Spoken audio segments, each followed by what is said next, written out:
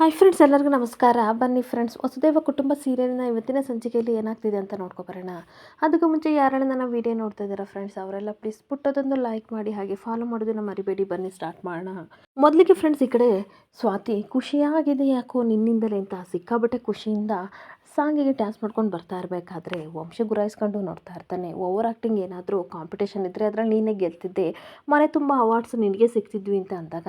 ಖಂಡಿತ ಆ ರೀತಿ ಆಗ್ತಿರ್ಲಿಲ್ಲ. ಯಾಕೆಂದರೆ ನನ್ನನ್ನು ಮೀರ್ಸೋಕ್ಕೆ ನೀವಿದ್ದೀರಲ್ವಾ, ಜಸ್ಟ್ ನಾಮಿನೇಟ್ ಆಗ್ತಿದ್ದೆ, ಅವಾರ್ಡ್ಸ್ ಎಲ್ಲ ನಿಮಗೆ ಬರ್ತಿದ್ದು ಅಂತ ರೇಗಿಸ್ತಾ ಇರ್ತಾಳೆ. ಹಾಗೆ ಬೆಡ್ ಮೇಲೆ ಕೂತಿರೋ ಸ್ವಾತಿನ ಕೋಪದಿಂದ ಎದ್ದೇಳಿಸಿ ಫೋನ್ ತಗೋತಾನೆ. ಅಲ್ಲ, ನಿನಗೆ ಕಾಮನ್ ಸೆನ್ಸ್ ಇಲ್ವಾ, ಫೋನ್ ಮೇಲೆ ಕೂತಿದೆಯಲ್ಲ ಅಂತ ಅಂದಾಗ ನಿಮಗೆ ಕಾಮನ್ ಸೆನ್ಸ್ ಇಲ್ವಾ, ಬೆಡ್ ಇರೋದು ಮಲಗೋಕ್ಕೆ ಕೂರೋಕ್ಕೆ, ಅಲ್ಲಿ ಫೋನ್ ಇಟ್ಟಿದ್ದೀರಲ್ಲ ಅಂತ ಬೈದ್ಬಿಟ್ಟು ನೀವೇನೇ ಅಂದರೂ ಸಹ ನಾನಿವತ್ತು ಕೋಪ ಮಾಡ್ಕೊಳ್ಳಲ್ಲ, ನನಗೆ ಸಿಕ್ಕಾಬಟ್ಟೆ ಖುಷಿ ಆಗಿದೆ ಅಂತ ಮತ್ತೆ ಸ್ವಾತಿ ಖುಷಿಯಿಂದ ತೇಲಾಡ್ತಾ ಇರ್ತಾಳೆ. ಹಾಗೆ ವಂಶಿ ಕೋಪ ಮಾಡ್ಕೊಂಡು ನಿನಗೇನಾರ ಹುಚ್ಚಿಗೆ ಚಿಡ್ದಿದೆಯಾ, ಯಾಕೆ ಕುಣಿತಾ ಇದೆಯಾ ಅಂತ ಅನ್ಬೇಕಾದ್ರೆ ಅಕ್ಕ ಬಾವ ಫ್ಯಾಷನ್ ಶೋನಲ್ಲಿ ಗೆದ್ರಲ್ಲ, ಸಿಕ್ಕಾಬಟ್ಟೆ ಖುಷಿ ಆಗ್ತಿದೆ, ಈ ಖುಷಿಗೆ ಕುಣಿತಾ ಇದ್ದೀನಿ ಅಂತ ಅಂದಾಗ ಅವರೇನು ವರ್ಲ್ಡ್ ಕಪ್ ಗೆದ್ದಿದ್ದಾರೆ ಅಂತ ಅಂದಾಗ ಅದಕ್ಕಿಂತ ಹೆಚ್ಚು ಬಿಟ್ಟರೆ ನಮಗೆ, ನಾನಿವಾಗ ಖುಷಿಯಿಂದ ಡ್ಯಾನ್ಸ್ ಮಾಡಬೇಕು, ನೀವು ನೋಡ್ತೀರಾ ಅಂತ ಅಂದಾಗ ನೀನು ಈ ಕೆಟ್ಟ ಡ್ಯಾನ್ಸ್ ನನ್ನ ಕೈಲಿ ನೋಡೋಕ್ಕಾಗಲ್ಲ, ಸಿಕ್ಕಾಬಟ್ಟೆ ಕೆಲಸ ಇದೆ, ಇಲ್ಲಿಂದ ಹೊರಟೋಗು ಅಂತ ಕೂಗಾಡ್ತಾ ಇರ್ತಾನೆ. ಏನೇ ಅಂದರೆ ನಾನಂತೂ ಹೋಗಲ್ಲ, ಅಕ್ಕ ಬಾವ ಗೆದ್ದಿದ್ದು ನನಗೆ ಖುಷಿ ಆಯಿತು, ಜೊತೆಗೆ ನೀವು ಅವ್ರನ್ನ ನಮ್ಮ ರಿಲೇಟಿವ್ಸ್ ಅಂತ ಅಂದ್ರಲ್ಲ, ಸಿಕ್ಕಾಬಟ್ಟೆ ಖುಷಿ ಆಯಿತು ಕಣ್ರಿ ಅಂತ ಅನ್ಬೇಕಾದ್ರೆ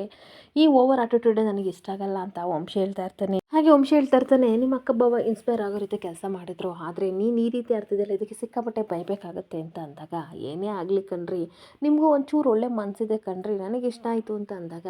ಕೊನೆಗೊಂದು ಈ ಕಿಲ್ಲರ್ ಡೈಲಾಗ್ ಹೊಡೆದಿಲ್ಲ ಅಂತ ಅಂದರೆ ತಿಂದಿದ್ದನ್ನು ನಿನಗೆ ಕರಗಲ್ವಾ ಅಂತ ಬೈತಾ ಇರ್ತಾನೆ. ಹಾಗೆ ಅಷ್ಟಕ್ಕೂ ನಿನ್ನ ತಲೆಯಲ್ಲಿ ಬುದ್ಧಿ ಇಲ್ವಾ, ಅಜ್ಜಿನ ಆ ರೀತಿ ಗಿರಗಿರ ಸುತ್ತಿಸ್ತಿದೆಯಲ್ಲ, ಅಜ್ಜಿಗೆ ಏನಾದರೂ ಆಯಿತು ಅಂತ ಬೈಬೇಕಾದ್ರೆ ತುಂಬ ಖುಷಿ ಆಯಿತು, ನಾನು ಗೆದ್ದೇನೋ ಅಷ್ಟು ಖುಷಿ ಆಯಿತು, ಅದಕ್ಕೆ ನಾನು ಅಜ್ಜಿನ ಆ ರೀತಿ ಸುತ್ತಿಸ್ತೆ ಅಂತ ಹೇಳ್ತಾ ಇರ್ತಾಳೆ. ಹಾಗೆ ಏನು ಗೊತ್ತಾ, ನಿಮ್ಮ ಅಕ್ಕನಿಗೆ ಭಾವನಿಗೆ ಹೋಗಿ ನಾನು ಮೋಟಿವೇಟ್ ಮಾಡಲಿಲ್ಲ ಅಂತಂದರೆ ಖಂಡಿತ ಅವರು ಗೆಲ್ತಿರ್ಲಿಲ್ಲ ಗೊತ್ತಾ ಅಂತ ಅಂದಾಗ,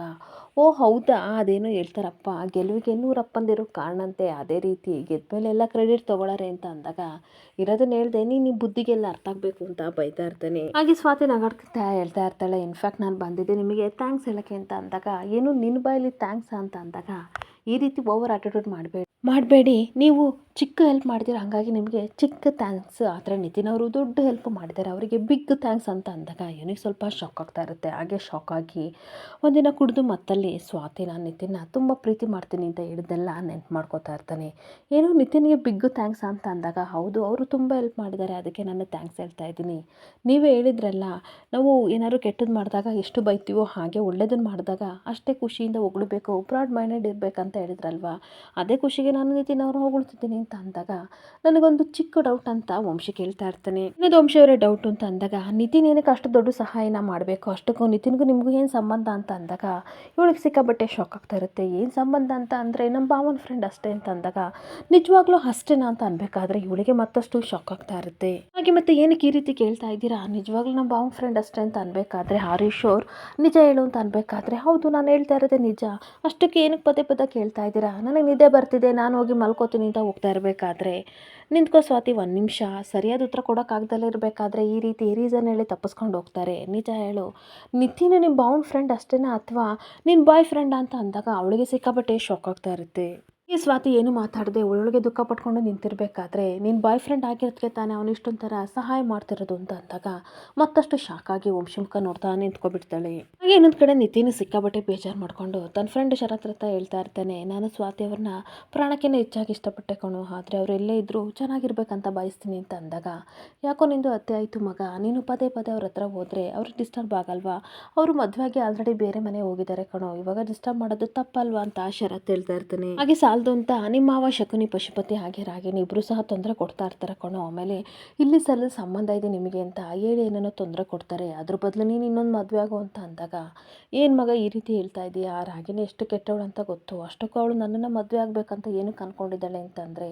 ಸ್ವಾತಿಗೆ ಏನಾದ್ರು ತೊಂದರೆ ಕೊಡಬೇಕು ಅಂತ ಅಂದ್ಕೊಂಡಿದ್ದಾಳೆ, ಅಷ್ಟಕ್ಕೂ ಅವಳು ಈಗ ನಮ್ಮ ಮನೆ ಸೊಸೆ ಸ್ವಾತಿ, ಅವಳು ಲೈಫಲ್ಲಿ ಸೆಟಲ್ ಆಗೋವರೆಗೂ ಸಹ ನಾನು ಅವಳಿಗೆ ಈ ರೀತಿ ಸಹಾಯ ಮಾಡ್ತೀನಿ ಅಂತ ಹೇಳ್ತಾ ಇರ್ತಾನೆ. ಹಾಗೆ ನಿತಿನ್ ಮತ್ತೆ ಹೇಳ್ತಾ ಇರ್ತಾನೆ, ರಾಗಿಣಿಗೆ ಸಿಕ್ಕಾಪಟ್ಟೆ ಕೋಪ ಇದೆ ಸ್ವಾತಿ ಮೇಲೆ, ಏನು ಬೇಕಾದರೂ ಮಾಡ್ಬೋದು ಅಂತ ಅಂದಾಗ, ನನಗೆ ಗೊತ್ತು ಮಗ ನೀನು ಅದಕ್ಕೋಸ್ಕರ ಒದ್ದಾಡ್ತಿದ್ದೀಯಾ, ಅವ್ರ ಫ್ಯಾಮಿಲಿ ಚೆನ್ನಾಗಿರಬೇಕು ಅಂತ ನೀನು ಈ ರೀತಿ ಎಲ್ಲ ಮಾಡ್ತಿದ್ದೀಯಾ, ಆದರೆ ನಿನಗೂ ನಿಂದೇ ಆದ ಜವಾಬ್ದಾರಿ ಇದೆ, ಹಾಗೆ ಆಸೆ ಆಕಾಂಕ್ಷೆ ಇದೆ ಅಲ್ವಾ, ನೀನು ಇನ್ನೊಂದು ಮದುವೆಯಾಗಿ ಸಂಸಾರನ ಕಟ್ಕೊಳ್ಳೋ, ನನಗೂ ನಿನ್ನನ್ನು ಆ ರೀತಿ ನೋಡಬೇಕಂತ ಆಸೆ ಇದೆ ಅಂತ ನಿತಿನ್ ಫ್ರೆಂಡ್ ಶರತ್ ಹೇಳ್ತಾ ಇರ್ತಾನೆ. ಹಾಗೆ ನಿತಿನ್ ಹೇಳ್ತಾ ಇರ್ತಾನೆ, ನನಗೆ ನನ್ನದೇ ಆದ ಆಸೆ ಆಕಾಂಕ್ಷೆ ಏನಿಲ್ಲ, ಸ್ವಾತಂತ್ರ್ಯ ಲೈಫು ಸೆಟ್ಲ್ ಆಗಬೇಕು, ಆಮೇಲೆ ನನ್ನ ಜೀವನ ನೋಡ್ಕೊತೀನಿ ಅಂತ ಅಂದಾಗ, ಏನು ಮಗ ಈ ರೀತಿ ಹೇಳ್ತಿದ್ದೀಯಾ, ಈ ರೀತಿ ಇದ್ರೆ ಹುಚ್ಚ ಅಂತ ಅಂತಾರೆ ಕಣೋ, ನನ್ನ ಮಾತನ್ನ ಕೇಳು, ಅಮ್ಮನಿಗೋಸ್ಕರ ಮದುವೆ ಆಗೋ ಅಂತ ಅಂದಾಗ, ಅದಕ್ಕೋಸ್ಕರ ಮದುವೆ ಆಗೋಕ್ಕಾಗಲ್ಲ, ಅಮ್ಮನ ಬಗ್ಗೆ ತಲೆ ಕೆಡಿಸ್ಕೋಬೇಡ ನೀನು, ಬೆಳಗು ಹೇಳಿದ್ರು ಅಷ್ಟೇ ನನ್ನ ಡಿಸಿಷನ್ನ ನಾನು ಚೇಂಜ್ ಮಾಡಲ್ಲ, ಪ್ಲೀಸ್ ನನ್ನ ಪಾಡಿಗೆ ನನ್ನ ಬಿಟ್ಬಿಡು ಅಂತ ನಿತಿನ್ ಕೇಳ್ಕೊತಾ ಇರ್ತಾನೆ. ಹಾಗೆ ಮತ್ತೆ ಶರತ್ ತುಂಬ ಬೇಜಾರಿಂದ, ನಿನ್ನನ್ನು ಈ ರೀತಿ ನೋಡೋಕ್ಕಾಗಲ್ಲ ಕಣೋ ಮಗ, ಅದಕ್ಕೆ ನಾನು ಈ ರೀತಿ ಅಂದೆ, ಬೇಜಾರು ಮಾಡ್ಕೋಬೇಡ ಅಂತ ಅಂದಾಗ, ನನಗೆಲ್ಲ ಅರ್ಥ ಆಗ್ತಿದೆ, ಹೋಗ್ತಾ ಹೋಗ್ತಾ ಎಲ್ಲ ಸರಿಯಾಗುತ್ತೆ, ಬಿಟ್ಬಿಡು ಮಗ, ಇವಾಗ ತುಂಬ ಹೊಟ್ಟೆ ಹಸಿವಾಗ್ತಿದೆ, ಬಾ ತಿನ್ಕೊ ಬರೋಣ ಏನಾದರೂ ಅಂತ ಹೊರಗಡೆ ಕರ್ಕೊಂಡು ಹೋಗ್ತಾ ಇರ್ತಾನೆ. ಹಾಗೆ ಇನ್ನೊಂದು ಕಡೆ ಸ್ವಾತಿ ತುಂಬ ಬೇಜಾರಿಂದ ಹೋಗ್ತಿರ್ಬೇಕಾದ್ರೆ, ನಿಂತ್ಕೋ ಸ್ವಾತಿ, ಏನಕ್ಕೆ ಹೋಗ್ತಾ ಇದೀಯಾ, ಅಲ್ಲ ನಿನಗೇನೇ ಕಷ್ಟ ಬಂದರೂ ಸಹ ನಿತಿನ್ ಸಹಾಯ ಮಾಡೋಕ್ಕೆ ಬರ್ತಾನಲ್ಲ, ನಿಮ್ಮ ಭಾವನ ಬೆಸ್ಟ್ ಫ್ರೆಂಡ್ ಆಗಲಿಲ್ಲ ಅಂತ ಅಂದ್ರೂ ಸಹ ನಿನಗೆ ಸಹಾಯ ಮಾಡೋಕ್ಕೆ ಬರ್ತಾ ಇದ್ನ ಅಂತ ಅನ್ಬೇಕಾದ್ರೆ, ನೋಡಿ ವಂಶಿ ಅವರೇ, ಈ ಟಾಪಿಕ್ ಬಗ್ಗೆ ಡಿಸ್ಕಸ್ ಮಾಡೋದು ಬೇಡ ಅಂತ ನಿಮಗೆ ಮುಂಚೆನೇ ಹೇಳಿದ್ನಲ್ವಾ ಅಂತ ಕೋಪ ಮಾಡ್ಕೊಂಡು ಕೇಳ್ತಾ ಇರ್ತಾನೆ. ಹಾಗೆ ವಂಶಿ ಹೇಳ್ತಾ ಇರ್ತಾನೆ, ಅಲ್ಲ ನಿತಿನ್ ಬಗ್ಗೆ ನಾನು ಮಾತಾಡಿದ್ರೆ ತಪ್ಪು, ನೀನು ಮಾತಾಡಿದ್ರೆ ಸರಿನಾ ಅಂತ ಅಂದಾಗ, ಓಹೋ ಆ ರೂಟಲ್ಲಿ ಬರ್ತಾ ಇದ್ದೀರಾ, ನಿತಿನ ಹೊಗಳೋದಕ್ಕೆ ನಿಮಗೆ ಹೊಟ್ಟೆ ಉರಿತಿದೆಯಾ, ನಿಮಗೆ ಹೊಟ್ಟೆ ಉರಿತಿದ್ರೆ ಹೇಳಿ ಹೋಗಿ ಒಂದು ಲೋಟ ಮಜ್ಜಿಗೆ ತೊಗೊಬರ್ತೀನಿ ಅಂತ ಅಂದಾಗ, ಕೂಲ್ ಕೂಲ್ ಕೂಲ್, ಏನಕ್ಕೆ ಇಷ್ಟೊಂಥರ ಟೆನ್ಷನ್ ಮಾಡ್ಕೊಂಡಿದ್ಯಾ, ಕಾಮ್ ಡೌನ್ ಆಗಿರೋ, ಏನು ಗೊತ್ತಾ, ಅಲ್ಲ ನೀನೇ ಹೇಳಿದೆ ತಾನೇ ನಿತಿನ ನಾನು ಲವ್ ಮಾಡ್ತಿದ್ದೆ ಅಂತ, ನೀನೇ ಹೇಳಿದ್ದಲ್ವಾ ಅಂತ ಅಂದಾಗ ಅವಳಿಗೆ ಮತ್ತಷ್ಟು ಶಾಕ್ ಆಗ್ತಾ ಇರುತ್ತೆ. ಹಾಗೆ ಮತ್ತೆ ತುಂಬ ಶಾಕ್ ಆಗಿ, ನಾನು ಯಾವಾಗ ನಿಮ್ಮ ಹತ್ರ ಹೇಳಿದೆ ಅಂತ ಅಂದಾಗ, ಅದೇ ಕಾಡಿನಲ್ಲಿ ಕುಡಿದು ಮತ್ತಲ್ಲಿ ನೀನೆಲ್ಲನೂ ಹೇಳ್ಬಿಟ್ಟೆ ಅಂತ ಅಂದಾಗ ಅವಳಿಗೆ ಸಿಕ್ಕಾಬಟ್ಟೆ ಶಾಕ್ ಆಗ್ತಾ ಇರುತ್ತೆ. ಮತ್ತೇನಾದರೂ ಹೇಳಿದ್ನ ಅಂತ ಅನ್ಬೇಕಾದ್ರೆ, ಟೆನ್ಷನ್ ಮಾಡ್ಕೋಬೇಡ, ಏನೂ ಹೇಳಿಲ್ಲ, ನಿತಿನ್ ನನಗೆ ಬೆಸ್ಟ್ ಫ್ರೆಂಡ್ ಅಲ್ಲ ಬಾಯ್ ಫ್ರೆಂಡ್ ಅಂತ ನೀನು ಹೇಳಿದೆ ಅಂತ ಅಂದಾಗ ಅವಳು ಏನು ಮಾತಾಡೋಕ್ಕಾಗದೆ ವಂಶಿ ಮುಖ ನಾನು ನೋಡ್ತಾ ಇರ್ತಾಳೆ. ಹಾಗೆ ಮತ್ತೆ ವಾದ ಮಾಡ್ತಾ ಇರ್ತಾಳೆ, ಇಲ್ಲ ಇಲ್ಲ ನಾನೇನಕ್ಕೆ ಸತ್ಯನ ಮುಚ್ಚಿಡ್ಲಿ, ಅವರು ಜಸ್ಟ್ ನಮ್ಮ ಭಾವನ ಫ್ರೆಂಡ್ ಅಂತ ವಾದ ಮಾಡ್ತಾ ಇರ್ತಾಳೆ. ಹಾಗೆ ಮತ್ತೆ ವಂಶಿ ನಗಾಡ್ಕೊಂಡು ಹೇಳ್ತಾ ಇರ್ತಾನೆ, ಇವನಿಗೆ ಏನಕ್ಕೆ ಈ ರೀತಿ ಅನುಮಾನ ಪಡ್ತಿದ್ದಾನೆ ಅಂತ ಅನ್ಕೋತಿದೆಯಲ್ವಾ, ಟೆನ್ಷನ್ ಮಾಡ್ಕೋಬೇಡ,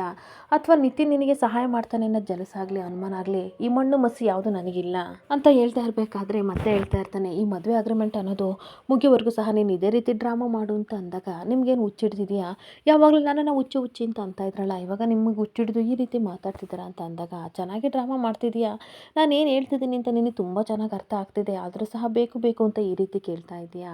ಅಷ್ಟಕ್ಕೂ ನಿನ್ನ ಬಾಯ್ ಫ್ರೆಂಡ್ ಆಗದಿದ್ರೆ ನಿತಿನ್ ಏನಕ್ಕೆ ನಿನಗೆ ಈ ರೀತಿ ಎಲ್ಲ ಸಹಾಯ ಮಾಡ್ತಿದ್ದ, ಅದನ್ನು ನೀನು ಒಪ್ಕೋ ಅಂತ ಕೇಳ್ತಾ ಇರ್ತಾನೆ. ಹಾಗೆ ಮತ್ತೆ ಸ್ವಾತಿ ವಾದ ಮಾಡ್ತಾ ಇರಬೇಕಾದ್ರೆ, ನೋಡು ನಿನ್ನ ಮತ್ತೆ ಅವನ ನಡುವೆ ಏನು ಬೇಕಾದರೂ ಇರಲಿ, ನನಗದು ಮ್ಯಾಟ್ರ್ ಆಗಲ್ಲ, ನಿನಗೆ ಎಷ್ಟಾದರೂ ಹೆಲ್ಪ್ ಮಾಡಲಿ, ನನಗೇನು ಜಲಸ್ ಇಲ್ಲ, ಆದರೆ ಅಜ್ಜಿ ತಾತನ ಮುಂದೆ ಹುಷಾರಾಗಿರು, ಈ ಮದುವೆ ಡೇಟು ಪೀರಿಯಡ್ ಮುಗಿಯೋವರೆಗೂ ಸಹ ನೀನು ಹುಷಾರಾಗಿರಬೇಕು ಅಂತ ಅಂದಾಗ, ಯಾಕೆ ಈ ರೀತಿ ಆಡ್ತಾ ಇದ್ದೀರಾ, ನನ್ನ ಮತ್ತೆ ನಿತಿನ್ ಮಧ್ಯೆ ಯಾವ ರೀತಿ ಸಂಬಂಧನೂ ಇಲ್ಲ, ಅದು ನಿಮಗೆ ಕ್ಲಿಯರಾಗಿ ಹೇಳಿದಿನಲ್ವ ಅಂತ ಅಂದಾಗ, ಯಾಕೆ ಈ ರೀತಿ ಜಸ್ಟಿಫಿಕೇಶನ್ ಕೊಡ್ತಾ ಇದೆಯಾ, ನನಗೇನು ಬೇಜಾರಿಲ್ಲ ಅಂತ ಹೇಳ್ತಾ ಇರ್ತಾನೆ. ಸ್ವಾತಿ ಕೋಪ ಮಾಡ್ಕೊಂಡು, ನಂಬಿದ್ರೆ ನಂಬಿ ಬಿಟ್ಟೆ ಬಿಡ್ರಿ, ನನ್ನ ಮನಸ್ಸಲ್ಲಿ ಇವಾಗ ನಿತಿನ್ ಇಲ್ಲ ಅಂತ ಕೋಪ ಮಾಡ್ಕೊಂಡು ಹೋಗ್ತಿರ್ಬೇಕಾದ್ರೆ, ಅಲ್ಲ ನಾನು ಕೇಳೋ ಸಿಂಪಲ್ ಪ್ರಶ್ನೆಗೆ ಇಷ್ಟೇ ಕೇಳೋ ರಿಯಾಕ್ಟ್ ಆಗ್ತಿದ್ದಾಳೆ, ನಿಜವಾಗ್ಲೂ ನಿತಿನ ಮರ್ತಿದ್ದಾಳ ಅಥವಾ ಮರ್ತಿರೋ ರೀತಿ ಏನಾದರೂ ನಾಟಕ ಮಾಡ್ತಿದ್ದಾಳ ಅಂತ ಯೋಚನೆ ಮಾಡ್ತಾ ಇರ್ತಾನೆ. ಹಾಗೆ ಇನ್ನೊಂದು ಕಡೆ ಅಜಯ್ ಜಿಮ್ ಮುಗಿಸಿ ಬರ್ತಿರ್ಬೇಕಾದ್ರೆ ಅಷ್ಟೊತ್ತಿಗೆ ಫೋನ್ ರಿಂಗ್ ಆಗ್ತಿರುತ್ತೆ, ಯಾರಂತ ನೋಡ್ತಿರ್ಬೇಕಾದ್ರೆ ರಾಗಿಣಿ ಕಾಲ್ ಮಾಡ್ತಿರ್ಬೇಕಾದ್ರೆ ಅವನಿಗೆ ಸಿಕ್ಕಾಬಟ್ಟೆ ಖುಷಿ ಆಗ್ತಿರುತ್ತೆ. ಹಲೋ ಅಂತ ಅನ್ಬೇಕಾದ್ರೆ, ಯಾರು ನೀವು ಅಂತ ಅಂದಾಗ, ನಾನು ರಾಗಿಣಿ ಅಂತ ಅಂದಾಗ, ಸಾರಿ ನಂಬರ್ ನನಗೆ ಸರಿಯಾಗಿ ಗೊತ್ತಾಗಲಿಲ್ಲ ಅಂತ ಅಂದಾಗ, ಇಟ್ಸ್ ಓಕೆ ಏನು ಮಾಡ್ತಿದ್ರಿ ಅಂತ ಅಂದಾಗ, ಏನಿಲ್ಲ ಜಸ್ಟ್ ಜಿಮ್ಮಿಗೆ ಹೋಗಿ ಬಂದು ಪ್ರೋಟೀನ್ ಶೇಕ್ ಕುಡಿತಾ ಇದ್ದೆ ಅಂತ ಅನ್ಬೇಕಾದ್ರೆ, ವೆರಿ ನೈಸ್ ಅಂತ ಹಾಗೆ ನಗಾಡ್ಕೊಂಡು ಮಾತಾಡ್ತಾ ಇದ್ರೆ ಇವನಿಗಂತೂ ಸಿಕ್ಕಾಬಟ್ಟೆ ಖುಷಿ ಆಗ್ತಾ ಇರುತ್ತೆ. ಹಾಗೆ ಏನಾದರೂ ಹೇಳ್ಬೇಕಿತ್ತ ಅಂತ ಅನ್ಬೇಕಾದ್ರೆ, ಯಾಕೆ ನಾನು ನಿನ್ನ ಕಝಿನು ಫೋನ್ ಮಾಡಬಾರ್ದಿತ್ತು ಅಂತ ರಾಗಿಣಿ ಕೇಳ್ತಿರ್ಬೇಕಾದ್ರೆ, ಹಾಗೇನಿಲ್ಲ ಎನಿ ಟೈಮ್ ಯಾವಾಗ ಬೇಕಾದರೂ ಕಾಲ್ ಮಾಡಿ ಅಂತ ಅಜಯ್ ಹೇಳ್ತಾ ಇರ್ತಾನೆ. ಇಫ್ ಯು ಡೋಂಟ್ ಮೈಂಡ್ ಇವತ್ತೆಲ್ಲಾದರೂ ಹೊರಗಡೆ ಸಿಗೋಣ, ಕಾಫಿ ಕುಡ್ಕೊಂಡು ಹಾಗೆ ಲಂಚ್ ಮಾಡಿಕೊಂಡು ಬರೋಣ ಅಂತ ಅಂದಾಗ, ಓಕೆ ನಾನು ಸಹ ಫ್ರೀ ಇದ್ದೆ, ನೀವು ಕರೆಯೋದಕ್ಕೆ ನಾನು ಬರೋದಿತ್ತಾ, ಖಂಡಿತ ಬರ್ತೀನಿ ಅಂತ ಫೋನ್ ಕಟ್ ಮಾಡಿ ಸಿಕ್ಕಾಬಟ್ಟೆ ಖುಷಿ ಪಡ್ತಾ ಇರ್ತಾನೆ. ಮತ್ತೆ ಯೋಚನೆ ಮಾಡ್ತಾ ಇರ್ತಾನೆ, ಒಂದು ಇಂಪಾರ್ಟೆಂಟ್ ಮೀಟಿಂಗ್ ಇತ್ತು, ಆದರೆ ರಾಗಿಣಿ ಬೇರೆ ಬಾ ಅಂತ ಕರೆದಲ್ಲಿ ಏನು ಮಾಡೋದು, ಹೇಗಾದರೂ ಮಾಡಿ ಈ ಮೀಟಿಂಗ್ ತಪ್ಪಿಸ್ಕೋಬೇಕು, ವಂಶಿಬ್ರನ್ನ ಹೇಗಾದರೂ ಮಾಡಿ ಕಳಿಸ್ಬೇಕಂತ ಯೋಚನೆ ಮಾಡಿಕೊಂಡು ನಾಟಕ ಮಾಡಿಕೊಂಡು ಅವ್ರ ಅಮ್ಮ ಫೋನ್ ಮಾಡೋ ರೀತಿ ಮಾಡಿದರೆ ಅಂತ ಮಾತಾಡ್ಕೊಂಡು ಬರ್ತಾ ಇರ್ತಾನೆ. ಈ ಕಡೆ ವಂಶಿ ಪೇಪರ್ ಓದುತ್ತಿರೋದನ್ನು ನೋಡಿ ಈ ಕಡೆ ಅವರಮ್ಮ ಕಾಲೇ ಮಾಡಿರಲ್ಲ, ಆದರೂ ಸಹ ಮಾತಾಡಿಕೊಂಡು, ಏನಮ್ಮ ನೀವು ಈ ರೀತಿ ಹೇಳ್ತಿದ್ದೀರಾ, ನನಗೆ ಕೆಲಸ ಫಸ್ಟು, ನಾನು ದೇವಸ್ಥಾನಕ್ಕೆಲ್ಲ ಹೋಗೋಕ್ಕಾಗಲ್ಲ, ಪ್ಲೀಸ್ ಬಿಟ್ಬಿಡಿ ಅಂತ ಅಂದಾಗ,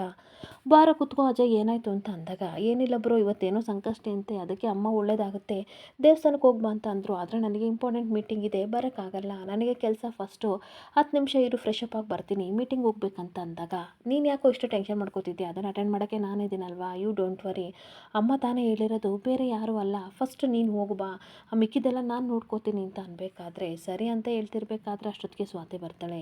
ಸ್ವಾತಿ, ಅಜಯ್ ಬದಲು ಮೀಟಿಂಗ್ ನೀನು ಅಟೆಂಡ್ ಮಾಡು ಅಂತ ಅಂದಾಗ ಆಫೀಸಲ್ಲಿ ಸಿಕ್ಕಾಪಟ್ಟೆ ವರ್ಕ್ ಇದೆ, ನಾನು ಹೆಂಗೆ ಅಟೆಂಡ್ ಮಾಡಲಿ ಅಂತ ಹೇಳ್ತಿರ್ಬೇಕಾದ್ರೆ ಹೇಗಾದರೂ ಮಾಡಿ ಬಾಬಿ ಅಟೆಂಡ್ ಮಾಡ್ದಲೇ ರೀತಿ ಮಾಡಬೇಕು ಅಂತ ಯೋಚನೆ ಮಾಡ್ತಾ ಇರ್ತಾನೆ. ಮತ್ತು ಹೇಳ್ತಾ ಇರ್ತಾನೆ, ಏನು ಗೊತ್ತಾ ವಂಶುಬ್ರು, ನಾಳೆ ನಾನು ಅಟೆಂಡ್ ಮಾಡ್ತೀನಿ, ಇದನ್ನು ಮೀಟಿಂಗು ಪೋಸ್ಟ್ಪೋನ್ ಮಾಡು, ನೀನು ಬಿಸಿ ಇದೆಯಲ್ವಾ ಅಂತ ಅನ್ಬೇಕಾದ್ರೆ ಅಷ್ಟೊತ್ತಿಗೆ ಅಜ್ಜಿ ಬಂದು ಈ ಮೀಟಿಂಗ್ನ ಪೋಸ್ಟ್ಪೋನ್ ಮಾಡಬೇಡ, ಹೇಗಿದ್ರು ಸ್ವಾತಿನೂ ಸಹ ಓನರ್ ಅಲ್ವಾ, ಅವಳನ್ನು ಕರ್ಕೊಂಡೋಗು, ಎಲ್ಲ ವಿಷಯ ಗೊತ್ತಾಗುತ್ತೆ ಅಂತ ಅಂದಾಗ ಇಲ್ಲ ಅಜ್ಜಿ ನನಗೆ ಆಫೀಸಲ್ಲಿ ಕೆಲಸ ಇದೆ ಅಂತ ಅನ್ಬೇಕಾದ್ರೆ ಯು ಡೋಂಟ್ ವರಿ, ನೀನು ದೇವಸ್ಥಾನಕ್ಕೆ ಹೋಗೋ, ಅವಳು ಬರಲಿ ಬಿಡಲಿ, ನಾನೊಬ್ಬ ಮೀಟಿಂಗ್ ಅಟೆಂಡ್ ಮಾಡ್ತೀನಿ ಅಂತ ಅಂದಾಗ ವಂಶಿ ಅವರೇ ರೆಡಿಯಾಗಿ ಬರ್ತೀನಿ ಅಂತ ಹೋಗ್ತಾ ಇರ್ತಾಳೆ. ಹಾಗೆ ಸರಿ ಆಯಿತು, ಆಫೀಸ್ಗೆ ಲೇಟ್ ಆಗುತ್ತೆ ಬಾ ಅಂತ ಹೋಗ್ತಾ ಇರಬೇಕಾದ್ರೆ ಅಜ್ಜಿ ಇಂಥ ಆಪರ್ಚುನಿಟಿನ ನೀನು ಮಿಸ್ ಮಾಡ್ಕೋಬೇಡ, ನೀನು ಹೋಗು, ಅಲ್ಲೆಲ್ಲ ಕೆಲವೊಂದು ವಿಷಯ ನಿನಗೆ ಅರ್ಥ ಆಗುತ್ತೆ ಅಂತ ಅಂದಾಗ ಅಷ್ಟೇ ತಾನೇ ನಿಮ್ಮ ಆಸೆ ಅಂತ ನಾನು ವಂಶಿ ಜೊತೆ ಆಫೀಸ್ಗೆ ಹೋಗಿ ಹಾಗೆ ಮೀಟಿಂಗ್ ಹೋಗ್ತೀನಿ ಅಂತ ಹೊರಟೋಗ್ತಿರ್ಬೇಕಾದ್ರೆ ಈ ಕಡೆ ಅಜಯ್ಗೆ ಸಿಕ್ಕಾಪಟ್ಟೆ ಟೆನ್ಷನ್ ಆಗ್ತಿರುತ್ತೆ. ಬಾಬಿ ಏನಾದರೂ ಹೋಯ್ತು ಅಂದರೆ ನಾನು ಮಾಡಿರೋ ಪ್ಲ್ಯಾನನ್ನು ಎಡ್ವರ್ಟ್ ಆಗುತ್ತೆ, ಏನಪ್ಪ ಮಾಡೋದು ಅಂತ ಯೋಚನೆ ಮಾಡ್ತಾ ಇರ್ತಾನೆ. ಇಲ್ಲಿಗೆ ಸಂಚಿಕೆ ಎಂಡ್ ಆಗ್ತಿದೆ. Thank you for the watching friends.